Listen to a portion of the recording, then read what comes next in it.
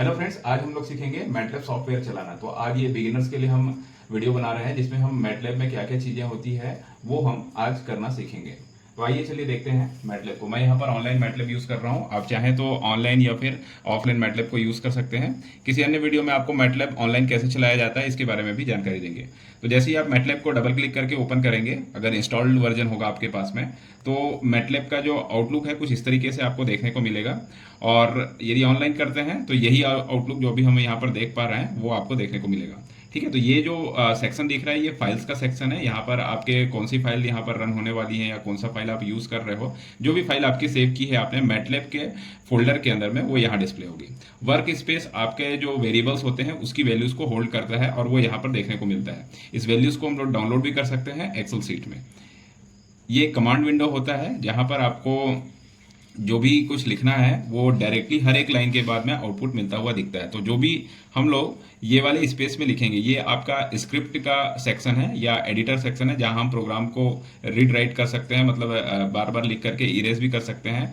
और उसके बाद यहाँ पर जो लिखा हुआ पूरा प्रोग्राम होता है उसको डिबग करते हुए यहाँ से रन करना होता है। तो यदि हम चाहते हैं कि हर एक लाइन के बाद आप का प्रोग्राम एग्जीक्यूट हो जाए तो ऐसे में हमको कमांड विंडो पे लिखना होगा। और इनके जो आउटपुट्स हैं या तो कमांड विंडो में मिलेंगे या जो फिगर वगैरह प्लॉट होते हैं वो ये वाले आउटपुट सेक्शन में देखने को मिलेंगे। तो यहाँ पर हम लोगों को 5 अलग अलग सेक्शन देखने को मिल रहे हैं। एक तो ये फाइल का सेक्शन है, वर्क स्पेस जहाँ पे वेरिएबल्स रहेंगे, कमांड विंडो जहाँ आउटपुट देखते हैं, ये आउटपुट फिगर के लिए हो गया, और ये एडिटर विंडो। ठीक है, तो चलिए यहाँ पर मैं आपको पहले कमांड विंडो में कुछ लिख करके दिखाता हूँ। जैसे मैंने ए नाम का एक वेरिएबल डिफाइन किया इक्वल टू 5। तो ए एक वेरिएबल है जिसमें 5 वैल्यू हम इंसर्ट कर रहे हैं, और जैसे ही मैं एंटर करूंगा वो तुरंत एग्जीक्यूट होकर के यहाँ पर आपको आउटपुट देखने को मिलेगा। साथ में ये देखिए वर्क स्पेस में ए नाम की वेरिएबल आ गई है। इसी तरीके से अगर हमने लिख दिया बी इक्वल टू 10 और एंटर कर दिया तो आपका बी नाम का वेरिएबल भी यहाँ पर वर्क स्पेस में देखने को मिल गया। अब अगर मैं चाहता हूँ कि ये जो लिखा हुआ है इसको मैं क्लियर कर दूँ तो मैं यहाँ पर लिख सकता हूँ CLC। जैसे ही लिखूंगा यहाँ पर लिखा हुआ क्लियर हो गया।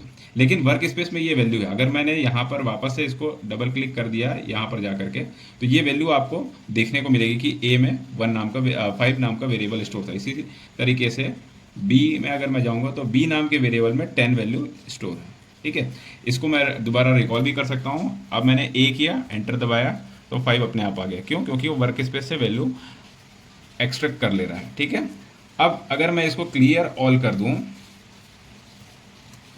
तो सारा जो वैल्यू है वर्क स्पेस में ए और बी वो डिलीट हो जाएंगे। देखिए ये डिलीट हो गया। अब मैं अगर ए इक्वल टू एंटर करूंगा या यहाँ पर अगर मैंने ए लिखा और उसके बाद फिर एंटर किया तो देखिए अनडिफाइंड या अनरिकॉग्नाइज्ड फंक्शन आ गया। क्यों? क्योंकि हमने यहाँ से क्लियर कर दिया। ठीक है, अब ये जो यहाँ पर हम लिख रहे हैं ये चूंकि हर एक लाइन के बाद में एग्जीक्यूट हो जाता है, तो अगर हमको लंबे प्रोग्राम बनाने हो तो ये पॉसिबल नहीं है कि हर एक लाइन के बाद हम उसको एग्जीक्यूट करें। तो हम एक साथ यहाँ पर प्रोग्राम लिखेंगे और उसको फिर एग्जीक्यूट करेंगे। तो जैसे मैं यहाँ पर प्रोग्राम लिखता हूँ A equal to 8, B equal to 9, C is another variable, C equal to A plus B. Then C का आउटपुट अगर हम देखना चाहते हैं हर एक के बाद यहाँ पर आपको वार्निंग मैसेज जो दिख रहा है तो आप यहाँ पे सेमीकोलन लगाते चलेंगे। इस तरीके से नहीं लगाने में इसकी वैल्यू डायरेक्ट आउटपुट में देखने को मिलेगी। अब ये लिख दिया, इसके बाद आपको सेव बटन दबाना होगा।